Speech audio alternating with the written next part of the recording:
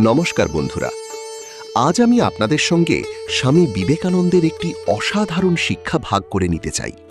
তিনি বলেছিলেন, সৎ ও অসৎ চিন্তাগুলোর প্রত্যেকটি প্রভাব সম্পন্ন শক্তি। এই বিশ্ব সেই রকম চিন্তাধারায় পরিপূর্ণ।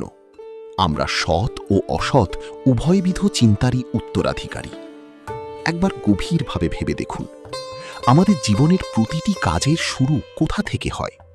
চিন্তা থেকে। একটি ছোট্ট চিন্তা ধীরে ধীরে একটি অভ্যাসে পরিণত হয়। অভ্যাস গড়ে তোলে চরিত্র, আর চরিত্রই নির্ধারণ করে আমাদের ভাগ্য। স্বামীজি বলছেন, এই মহাবিশ্বে অসংখ্য চিন্তার তরঙ্গ ছড়িয়ে রয়েছে। সৎ চিন্তা আছে, আবার অসৎ চিন্তাও আছে। আমাদের মন যেন একটি গ্রহণ যন্ত্র। আমরা যাকে গ্রহণ করার জন্য নিজেদের প্রস্তুত করি, সেই ধরনের চিন্তাই আমাদের মধ্যে প্রবেশ করে। তাই তিনি বলেছেন, যদি আমরা নিজেদের পবিত্র ও নির্মল রাখি, তবে সৎ চিন্তাগুলো স্বাভাবিকভাবেই আমাদের মধ্যে প্রবেশ করবে। কিন্তু যদি আমরা ক্রোধ, হিংসা, লোভ, ঈর্ষা এবং নেতিবাচকতার মধ্যে নিজেদের ডুবিয়ে রাখি, তাহলে অসৎ চিন্তাগুলোই আমাদের মনকে অধিকার করবে। বন্ধুরা, অসৎ চিন্তা কখনো হঠাৎ করে আমাদের জীবনকে ধ্বংস করে না। এগুলো আসে খুব ছোট্ট ঢেউয়ের মতো। একটি নেতিবাচক ভাবনা, একটি সামান্য রাগ, একটি ছোট্ট ঈর্ষা।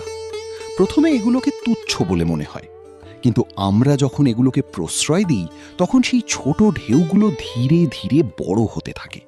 একসময় সেই ঢেউ এত বড় হয়ে যায় যে আমাদের মন ও বিবেককে গ্রাস করে ফেলে। স্বামীজি এই কারণেই সতর্ক করেছিলেন, অসৎ চিন্তা উপযুক্ত ক্ষেত্র পেলেই ক্রমাগত বৃদ্ধি পায়। অন্যদিকে সৎ চিন্তার ক্ষেত্রেও একই কথা সত্য। প্রতিদিন যদি আমরা সত্য, প্রেম, করুণা, সাহস এবং নিঃস্বার্থতার কথা ভাবি, তবে সেই চিন্তাগুলো শক্তিশালী হয়ে ওঠে। তারা আমাদের চরিত্রকে আলোকিত করে, আমাদের জীবনকে মহৎ করে তোলে। তাই আজ থেকে আমরা নিজেদের একটি প্রশ্ন করি, আমি প্রতিদিন আমার মনে কোন চিন্তার বীজ বপন করছি? সৎ চিন্তার নাকি অসৎ চিন্তার? মনে রাখবেন, শুদ্ধ আত্মা কখনো অসৎ চিন্তাকে আশ্রয় দেয় না। আর যে মন পবিত্র, সেই মনেই ঈশ্বরীয় শক্তির প্রকাশ ঘটে। আসুন আমরা আমাদের মনকে সৎ, নির্মল এবং ইতিবাচক চিন্তায় পূর্ণ করি। কারণ আজকের চিন্তাই আগামী দিনের চরিত্র, আর আজকের চরিত্রই নির্মাণ করে আমাদের ভবিষ্যৎ। জয় স্বামী বিবেকানন্দ। ভিডিওটি যদি ভালো লাগে, তবে অবশ্যই মুকুট উইজডম সার্কেল চ্যানেলটিকে সাবস্ক্রাইব করে পাশে থাকবেন। ভালো থাকবেন। ধন্যবাদ।